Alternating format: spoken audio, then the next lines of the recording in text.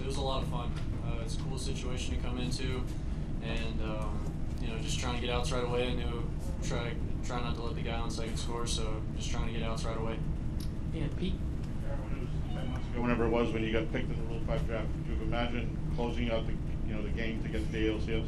Never. When did you start to sort of gain the confidence that you could do this over the course of the season?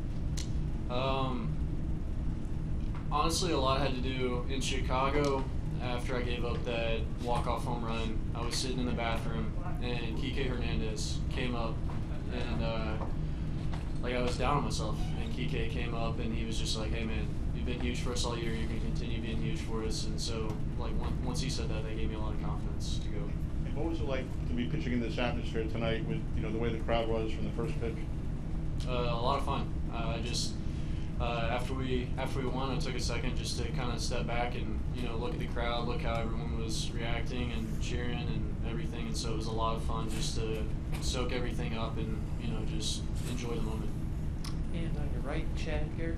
You talked pregame about the sort of the role Alex has had in building confidence and belief and all that. I wonder what was the atmosphere like in the dugout in between those innings when you're going back in and you all are waiting for the run that eventually came. What was that atmosphere and what was Alex like in those moments? Couldn't tell you. I was focused on who the next hitters were and trying to get them out. Sorry.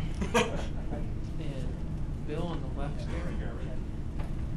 Garrett, I know there were little things inside a team, inside a clubhouse that serve as motivators. I couldn't help but notice there was some popcorn on the mound at the end of the game.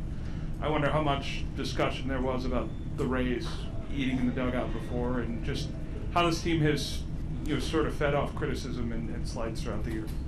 I didn't hear anything about popcorn or anything like that, so I'm not sure about that one. And right front, Ian.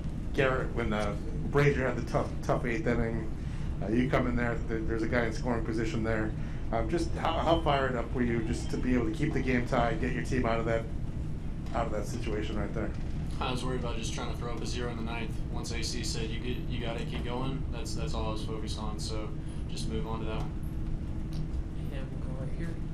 Hey Garrett, I know you're a laid-back guy, obviously, but in that situation, I mean, guy second, no outs. What's going through your mind? Are you nervous? Are you is the adrenaline pumping? Oh yeah. I would like to say it's not, but it's definitely pumping, and you know the situation and everything. So I just try and take a deep breath and take it in and try and execute a plan. So do you have like butterflies or? Oh yeah, I mean anyone that tells you don't, they're lying to you. Pete on your left there. Were you going back out for another one if they didn't score? If AC would have told me to, I would have gone down. Yeah, and as that inning's unfolding, how confident were you that one way or another you guys were going to find a way to get that run? I'm always confident in our lineup. Our offensive power is a lot, and so every time those guys get out there, I'm very confident in their abilities.